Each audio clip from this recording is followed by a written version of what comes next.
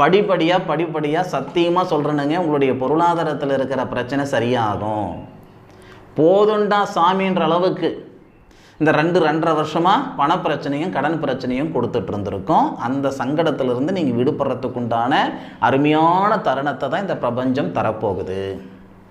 அதுபோக புத்திரஸ்தானாதிபதி அப்படின்னு சொல்லக்கூடியவர் சுக்கிரன் தானுங்க.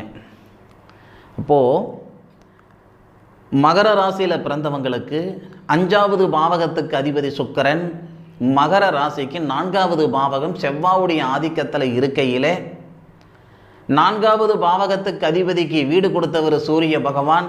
புத்திர பாக்கியத்தில் இருக்கிற சங்கடங்கள் நீங்க போகுது.